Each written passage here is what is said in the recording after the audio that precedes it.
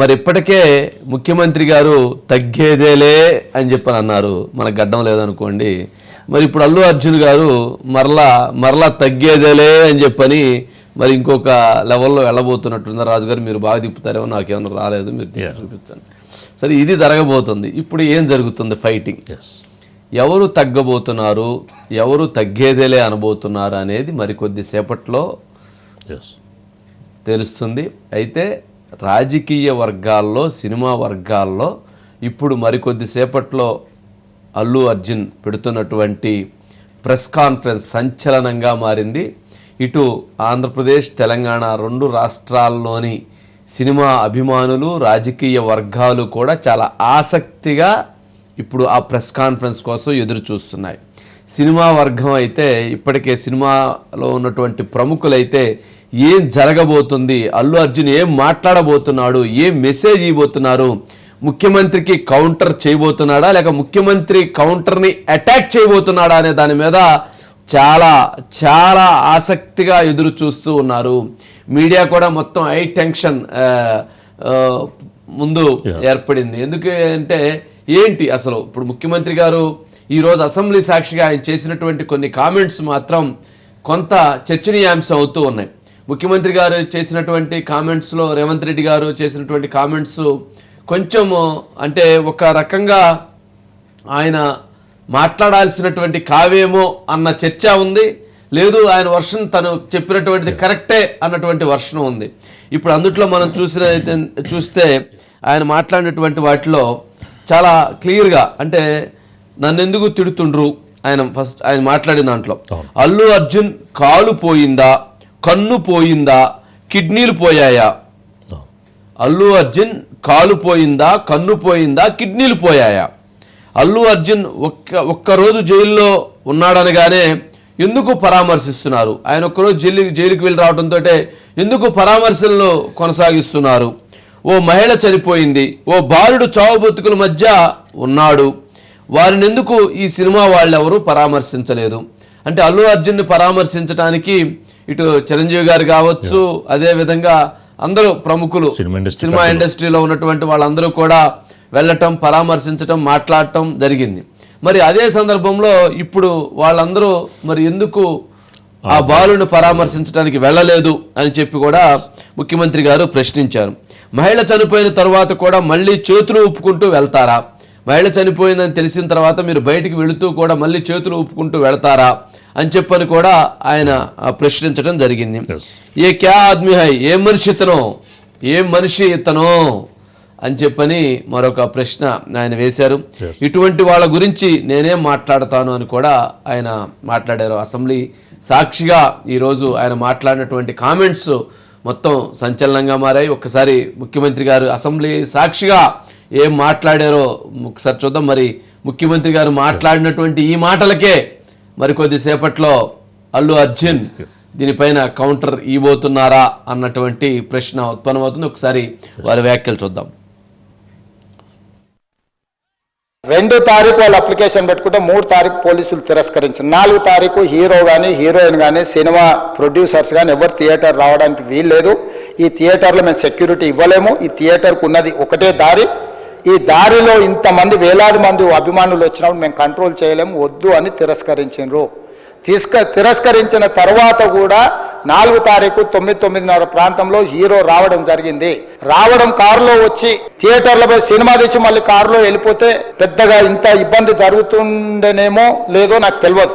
కారులో roof top open చేసి road show చేసుకుంటే థియేటర్లకు పోవడంతో ఆ చుట్టుముట్టుతున్న 7-8 థియేటర్లలో ఉన్న సినిమా అభిమానులు మొత్తం ఇక్కడికే రావడంతో వేలాది మంది జమైండ్రు.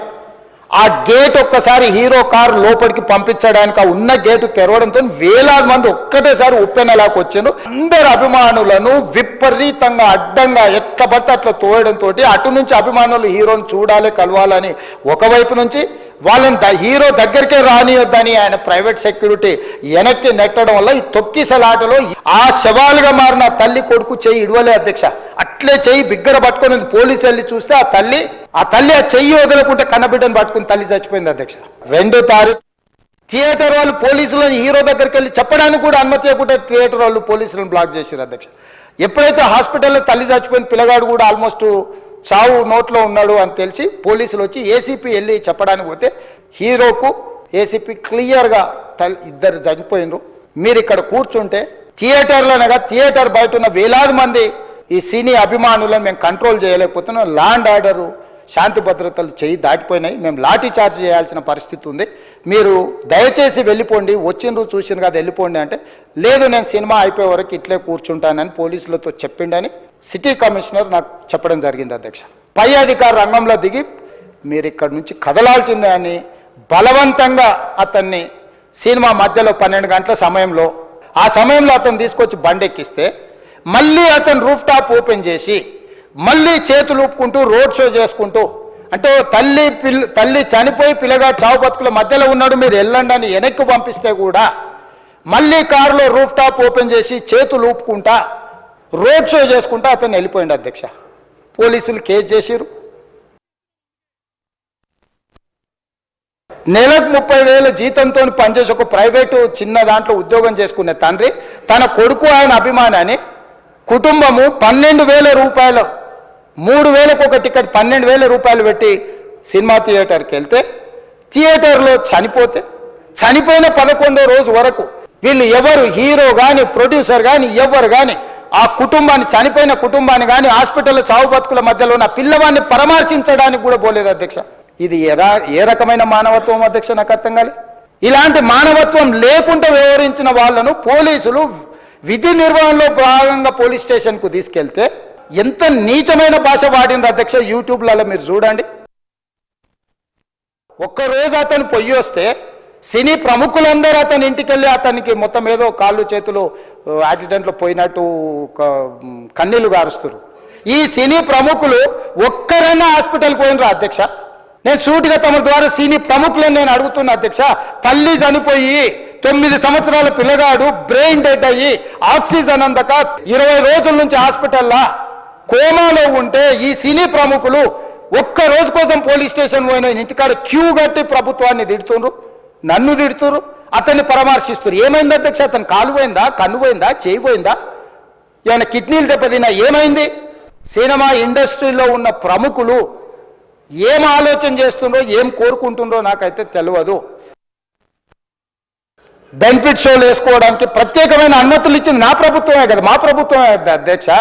సినీ పరిశ్రమను ప్రోత్సహించాలనే మా విధానం. ప్రోత్సహించే క్రమంలో తెలంగాణ ప్రజల ప్రాణాలను తీసుకోమనే ప్రాణాలు తీసుకుంటే కూడా వాళ్ళని ఏమనొద్దానంటే మీరు లా చేయండి అధ్యక్ష. మరి స్టేట్కు లా అథారిటీ ఉందో లేదో నాకు తెలియదు కానీ star, film star, super stars or political stars is having some special privilege.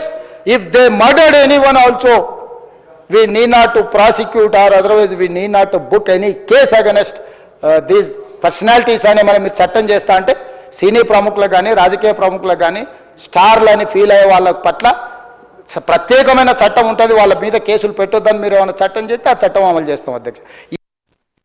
ఒక్కరోజు అతను పొయ్యి వస్తే సినీ ప్రముఖులందరూ అతని ఇంటికి వెళ్ళి అతనికి మొత్తం ఏదో కాళ్ళు చేతులు యాక్సిడెంట్లో పోయినట్టు కన్నీళ్లు గారుస్తారు. ఈ సినీ ప్రముఖులు ఒక్కరైనా హాస్పిటల్కి పోయినరా అధ్యక్ష?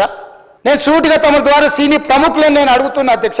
తల్లి చనిపోయి 9 సంవత్సరాల పిల్లగాడు బ్రెయిన్ డెడ్ అయ్యి ఆక్సిజన్ అందక 20 రోజుల నుంచి హాస్పిటల్లో కోమాలో ఉంటే ఈ సినీ ప్రముఖులు ఒక్క రోజు కోసం పోలీస్ స్టేషన్ పోయిన ఇంటికాడ క్యూ కట్టి ప్రభుత్వాన్ని తిడుతుండ్రు, నన్ను తిడుతురు, అతన్ని పరామర్శిస్తారు. ఏమైంది అధ్యక్ష? అతను కాలు పోయిందా, కన్ను పోయిందా, చేయి పోయిందా, ఏమైనా కిడ్నీలు దెబ్బతిన్నా, ఏమైంది? సినిమా ఇండస్ట్రీలో ఉన్న ప్రముఖులు ఏం ఆలోచన చేస్తుండ్రో ఏం కోరుకుంటుండ్రో నాకైతే తెలియదు.